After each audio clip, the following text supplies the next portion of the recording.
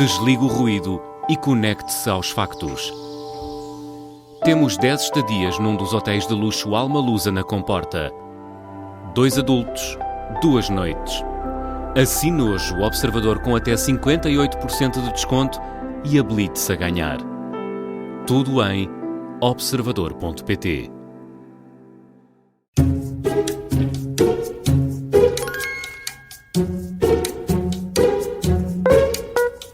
Começa agora mais uma comissão de inquérito das manhãs 360. Hoje é nosso convidado, o jornalista e escritor Domingos Amaral. Bom dia, bem-vindo. Olá, bom dia. Bom dia. Não sabe ao que vem, tão bom, não é? Quando é assim. É verdinho. É a descoberta, bem à descoberta. Mas são 5 perguntas. trouxe-nos um livro. Pois trouxe-nos um livro. Obrigada. Eu já tenho alguns As créditos. filhas do terremoto. Dois São pontos. 5 perguntas, 5 pontos por cada resposta certa. Se pedir a nossa ajuda e acertar, recebes 2. Se não acertares, não pontuas. Certo. Esta semana a média está nos 17. Portanto, E o máximo os são temas- 25. os temas São variados. São variados. Está bem. É um menu muito variado. Vamos ver. Vamos lá. Eu vi que há tempos o Domingos Amaral esteve na estreia de um dos filmes da saga Star Wars, há uns tempos, o Despertar da Força. Vamos por aí. Em que filme desta saga é revelada a relação entre Darth Vader e Luke Skywalker? Eu julgo que é no segundo, o Império Contra-Ataque. Muito bem. Disse 5 pontos. É que é um especialista em Star Wars. É um fã de Star É um Wars. fã Os primeiros 6, os últimos 3 já não Já não são os últimos dois. Já São muitos. Sim, mais as outras todas. As prequelas, As prequelas, sequelas. Mas os 3 primeiros são São muito magníficos. bons. O Domingos Amaral também tem uma herança familiar forte. É filho de Diogo Freitas do Amaral. Foi fácil construir uma identidade completamente independente ou a comparação tem sido inevitável ao longo da sua carreira? É difícil. Eu acho que nós crescemos como o filho de alguém e depois tentamos construir a nossa identidade própria. Mas mesmo já aos 40 anos, quando eu fiz um lançamento de um dos meus livros, foram umas revistas sociais foram lá e quando eu abri a caras, filho de Freitas do Amaral lança um livro. Eu disse, já tenho 40 anos e continuo. Não é que seja desagradável, é um motivo de orgulho, mas é difícil forjares a tua identidade quando tens uma identidade muito forte por trás, né? e por cima de ti, né? E portanto isso é um motivo de orgulho, mas tens E esse tens nome, que tentar. esse legado abriu-te portas ou... Não sinto, enfim, eu Também comecei as muito áreas- cedo no jornalismo, Sim. mas foi sobretudo com os amigos na universidade, começámos a escrever um jornal universitário, depois daí passei para o Independente e as pessoas habituaram-se ao Domingos Amaral sem pensarem muito. Aliás, eu tenho um problema com os nomes. Eu ainda hoje, muita gente chama-me Diogo Amaral, Pois porque é. acha que eu sou... Até deve ser o nome do meu pai que É o tão Júnior. forte. Portanto, então recebo cartas em casa para o Diogo Amaral. E pronto, como sabem, há um ator chamado Exato. Diogo Amaral e eu falo com ele como se ele fosse meu irmão. Não é? Mas bom, Diogo, Tenho aqui são uma carta irmãos, para ti. Tenho... aqui uma coisa para ti. Mas pronto, portanto, a minha identidade é sempre uma identidade difícil de forjar, porque ou me chamam Diogo, ou dizem que eu sou o filho do Freitas. Pronto. Portanto, o Domingos nasceu com alguma dificuldade. Eu lembro-me de uma crónica que o Domingos escreveu há muitos anos, para aí há uns 30 anos, precisamente sobre o seu pai, quando ele foi presidente da Assembleia Geral das Nações Unidas. Quer Exatamente. dizer que fazia parte agora de uma pequena elite de filhos de presidentes da Assembleia Geral das Nações Exatamente. Unidas. O orgulho está sempre presente nessa Sempre, relação. sempre. E eu durante muito tempo, eu já trabalhava no jornal, o Independente, mas as pessoas muitas delas não sabiam que eu era filho do Diogo Freitas do Amaral. Portanto, quando o meu pai foi eleito presidente da Assembleia Geral, eu fui o único filho dele que fui a Nova Iorque ver a tomada de posse, porque era jornalista e podia escrever umas coisas e tal. E chegar mais perto do E chegar mais protagonista. perto, né? Tive a almoçar com ele, né? Que, assim, não é qualquer pessoa que almoça com o Presidente da Assembleia Geral da ONU antes dele tomar posse. Então escrevi um pequeno artigo, mas que se chamava, eu dei-lhe um título que é o dia em que o meu pai tomou conta do mundo. Sim, né? Que era muito- esse Pronto, título é memorável, eu acho. é assim, tal, a falar que ele batia com aquele martelinho, não é? Para pôr ordem na Assembleia, ordem no mundo. E realmente, pronto, foi divertido e acho que as pessoas gostaram muito porque foi uma maneira também simples de falar sobre o assunto, sem grande pretenciosismo, mas já com um ponto de vista especial, não é? De um filho que está ali orgulhoso porque tem ali o seu pai e realmente foi, e eu só tenho motivos para ter orgulho porque ele foi uma personalidade importantíssima em Portugal e teve uma vida muito cheia e a minha vida ficou muito mais rica por causa da vida dele, não é? Porque nós desde pequeninos que convivíamos com todo este mundo agitado da política. Vamos continuar nesse mundo e a próxima pergunta é qual a data de fundação do CDS? 19 de julho de 1974. Eu acho que isto vai ser uma cabazada. Vou já preparar aqui os aplausos. Muito obrigado, mas pronto, também estamos aqui pertinho de casa, não é? Para já, ainda é jogar em casa. Ainda estou aqui. Mas isto é uma data. É uma data importante. Eu fui sempre, pronto, eu tive sempre uma relação estranha com o CDS, não é? Porque eu achava que era assim uma coisa do meu pai, não é? Tipo, era a profissão do meu pai, não era? Eu não tinha que ser também.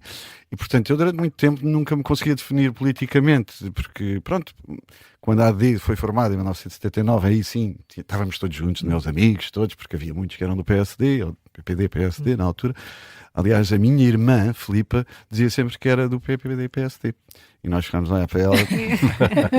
Isso não é muito inteligente. É como dizer ser do Sporting numa casa de benfiquistas. Sim, um bocadinho e tal. Sim, a diferença não será tanta, Não mas sim. será tanta, mas... Não, ela, aliás, tem uma história giríssima que eu sempre conto. É que ela era muito pequenina quando se deu o 25 de Abril. Tinha, não sei, 4 anos, talvez, 5. Mais nova do que tu, portanto. Ela é mais nova do que eu, quase 2 anos. E um dia chegou a casa da escola e chegou assim ao meu pai, e disse assim: ó pai, o pai é que é o Freitas do Amaral.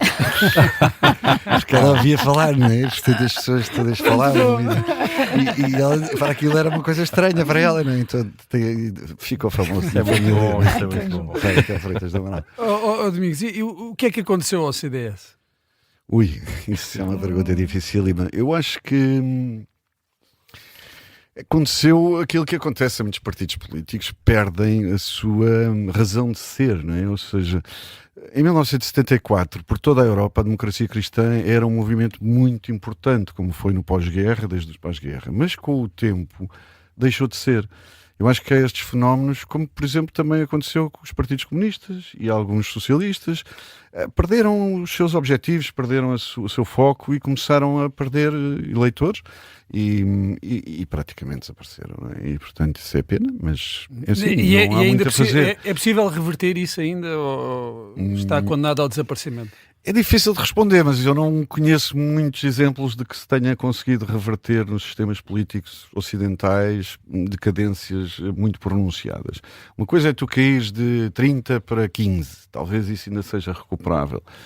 Agora, quando chegas ali aos 2, 3%, aquilo começa a ser muito difícil. Nem mesmo agora com esta união praticamente...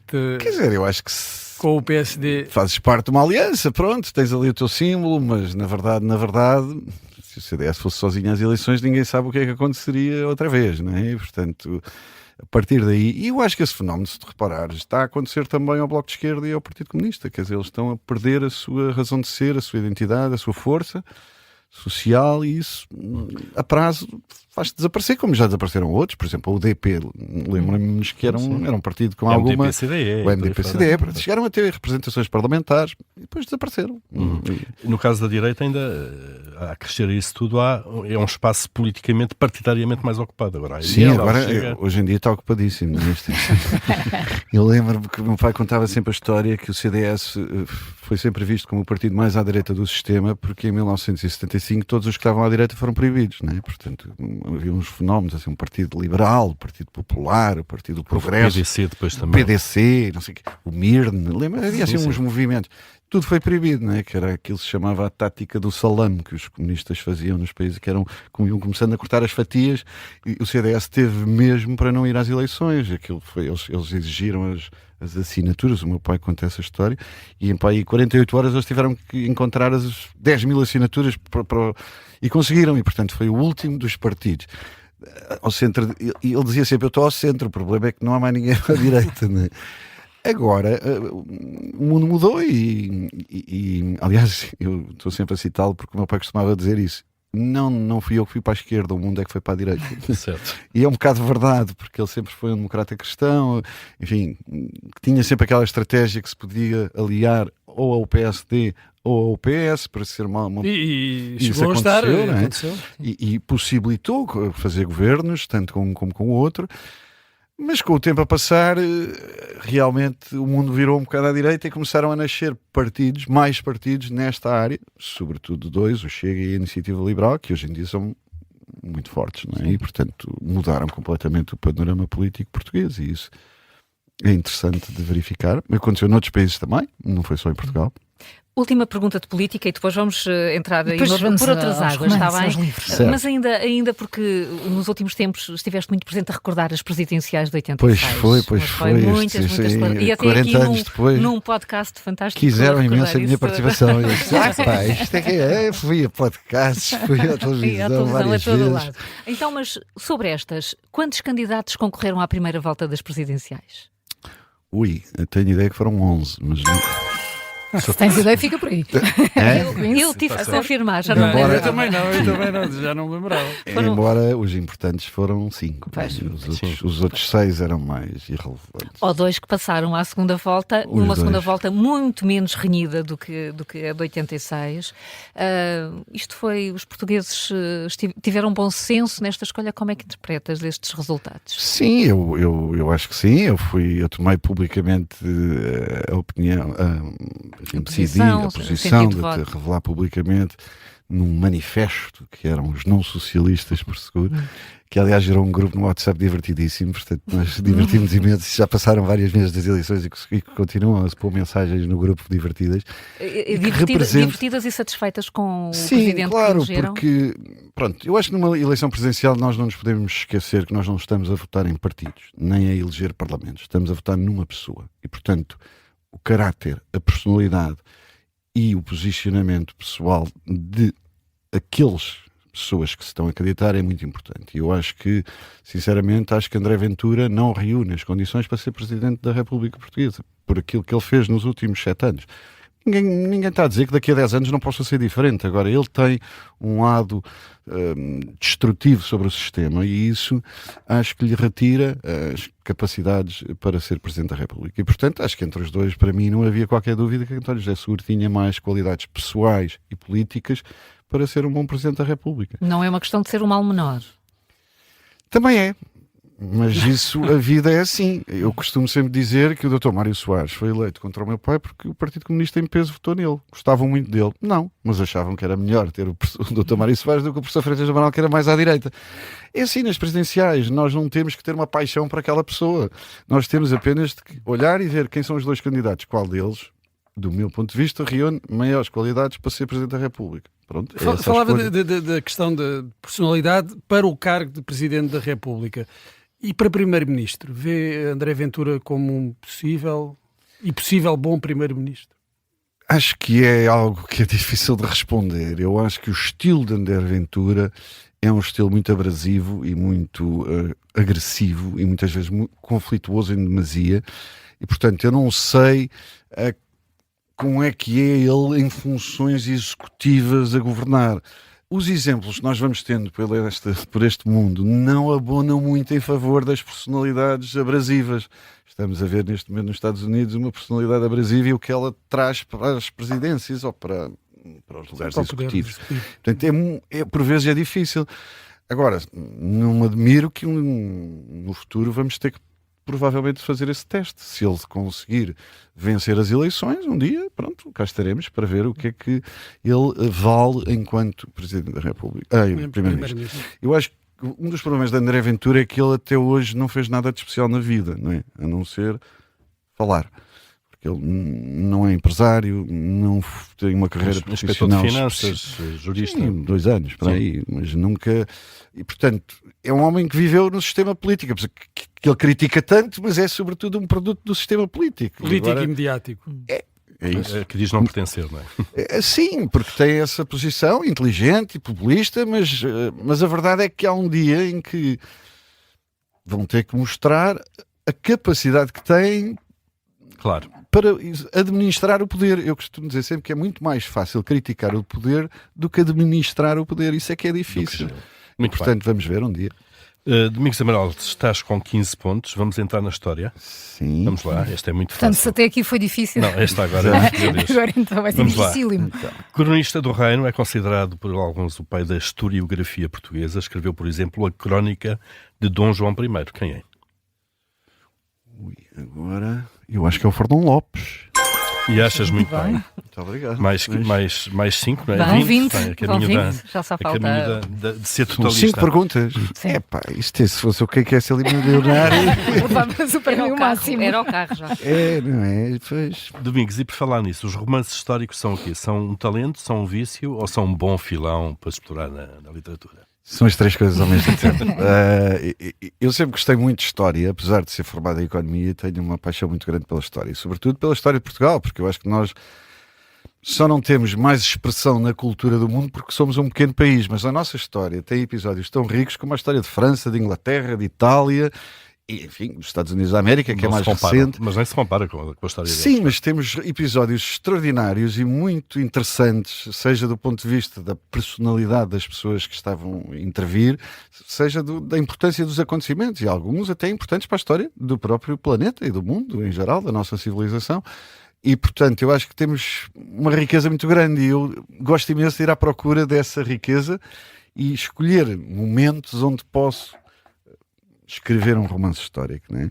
E este romance, Os Filhos do Terremoto, é exatamente passado numa época especial da história de Portugal. O terremoto de Lisboa foi um acontecimento absolutamente extraordinário. É provavelmente o segundo maior terremoto da história da humanidade. Destruiu totalmente a cidade de Lisboa, sobretudo naquela zona central. E nós temos às vezes muito desconhecimento sobre o que é que aconteceu de facto e como é que as pessoas viveram. Aliás, chegou a Marrocos. Esse terremoto Sim, teve impacto em na Marrocos. verdade, nós chamamos o terremoto de Lisboa porque Lisboa foi a cidade principal a ser atingida, mas foi o terremoto de Lisboa, do Algarve, da costa marroquina, de Cádiz. Cádiz ficou uma parte destruída também, e, portanto aquilo teve uma dimensão muito maior. E teve um grande impacto até na cultura, na filosofia, Imenso. e que muitas vezes também não se tem dimensão do impacto do evento. O Voltaire escreveu um livro muito bonito chamado Candide, em que o personagem principal passa por Lisboa destruída, né? O Kant também escrevia sobre os terremotos, era aliás muito divertido, porque a teoria que eles tinham nessa época sobre os terremotos não tem nada a ver com a sismografia, que só foi descoberta mais tarde, já no século XIX. Então, na altura, eles achavam que havia eram umas cavernas cheias de gás, e que por alguma razão o gás se libertava e tudo aquilo abatia. E isto era a teoria do terremoto. Nós hoje em dia sabemos que não é assim, que há as placas tectónicas, essas coisas. Mas na altura, em 1755, ninguém tinha uma teoria ainda eficaz sobre o terremoto. Portanto, o Kant também escreveu, enfim, muitos intelectuais da época. E, portanto, o terremoto foi... E depois foi uma coisa muito interessante, porque foi pela primeira vez na história da humanidade que há o conceito de ajuda internacional. Nunca tinha existido, perante uma catástrofe natural, que os outros países, mesmo alguns que tinham guerra com Portugal, ajudaram-nos, enviaram navios com mantimentos, com Espanha, França, Inglaterra, e isto é a primeira vez que existe esta noção de ajuda internacional, porque antes não existia, quer dizer, se houvesse um terremoto num sítio qualquer, eles que se arranjassem e de facto ainda bem que foi lá e não foi. Exatamente, não foi. Aquilo impressionou de tal maneira. O embaixador de Espanha, por exemplo, em Portugal, morreu no dia do terremoto, porque a casa caiu-lhe em cima e ele morreu. E os espanhóis, com quem nós tínhamos guerras constantemente, né, ficaram muito impressionados e mandaram ajuda e tentaram perceber, olha, mas precisam do que é que precisam, né? Claro que a ajuda internacional não chegava 3 dias depois, como chega hoje, chegava 6 meses depois, mas é muito interessante porque de facto foi um acontecimento. Depois, e no meio deste contexto histórico factual, sim, crias agora uma cria história. uma história. Esta história é uma das coisas que aconteceu em Lisboa. A cidade está de tal maneira destruída, parece uma Gaza ou uma destas ucranianas. Aquilo de Lisboa estava assim, né? Cheia de tendas, era um mega campo refugiado onde as pessoas viviam em tendas. E há, naturalmente, muita criminalidade nestas épocas, porque nem polícia havia. Né? A polícia, enquanto polícia, só começa bastantes anos mais tarde.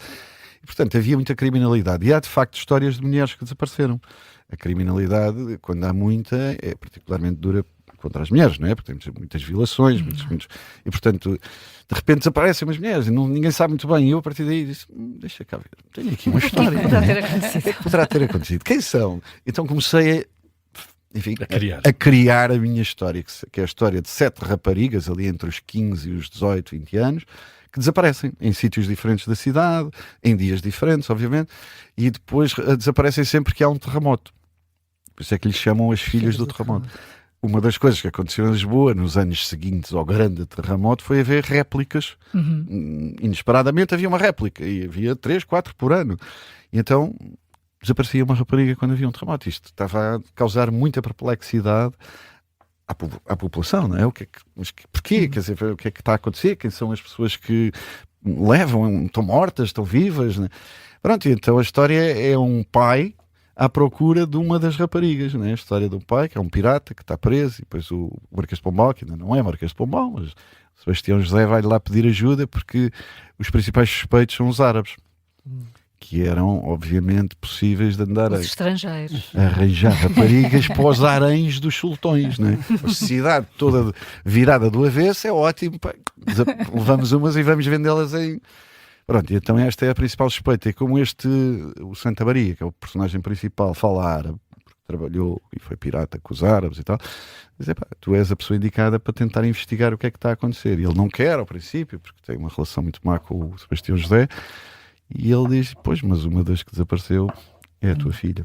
Portanto, diz, ok, E fica então aqui, vamos embora. E fica aqui, Portanto, deixa no ar. a história é ele à procura da filha e das outras, e o que é que aconteceu, e quem são, e porque e onde é que desapareceram, e pronto, e é essa a história. Muito bem. Vamos para a última pergunta, Tchim, tchim. para a possibilidade dos 25 pontos, Neste momento e agora com um tema verdadeiramente fraturante. Agora, O novo Estádio da Luz, construído para o Euro 2004, foi inaugurado um pouco antes, 25 de outubro de 2003. Com que equipa jogou o Benfica no jogo inaugural do novo Estádio da Luz? seria mais difícil se me perguntassem o dia, que eu já não me lembrava bem, sabia que era em outubro. Então diz lá. Nacional de Montevideo, estive lá a ver. Quem marcou e tudo? Até te lembras quem marcou? Marcou, acho eu, o Nuno Gomes, mas o Benfica perdeu o jogo. Foi... Não, ganhou. Ganhou, ou foi... 2-1. Por acaso Dois achava golos que do tinha Nuno Gomes. perdido. Foi 2 golos do Nuno Gomes. Pronto, estás a. Pá, que sorte que eu tinha. Olha, Domingos, nós já fazemos isto há tivesse- 2 anos, a Comissão de Inquérito, apenas 11 pessoas tinham feito os 25 pontos. Essa é a especial. 12ª. Obrigado. Parabéns. 12º E o cheque, então. Só Onde é que está o quero saber, cheque? Foste apoiando Noronha Lopes para as Fui, sim, presidências do senhora. Benfica. Sou E amigo então, do e João agora? Noronha Lopes. E agora, para o ano é que é? Para o ano é que o Benfica ganha alguma coisa? Isso agora é uma. Este ano já não é. Este ano já não ganha provavelmente mais nada. Provavelmente não, já acho que já não ganha nada. Eu sou um defensor da estabilidade. E por isso é que eu critiquei muito o Rui Costa, porque ele está sempre a mudar de treinadores e cada vez que se chateia há maus resultados e vai o trabalho todo para água abaixo, e depois os treinadores que vêm a meio da época já não conseguem. Portanto, eu sou um defensor da estabilidade. Acho que o Mourinho agora devia continuar e fazer a próxima época e para ver o que é que se consegue. Ele é um ótimo treinador, o melhor treinador da história de Portugal, portanto acho que o Benfica tem um bom treinador agora. E não mexer muito na equipa, não? Infelizmente acho que não para ter tem um alguma bom estabilidade. presidente, mas pronto, não vamos falar mais disso agora. Domingos Amaral, muito obrigada por teres Obrigado, vindo à eu. Comissão de Inquérito. Obrigado. Parabéns pelos Parabéns. 25. Obrigado. Foi um gosto receber-te e obrigada Obrigado pelo a todos livro. também, obrigado por Felicidades. pelo Obrigada. convite. Obrigado.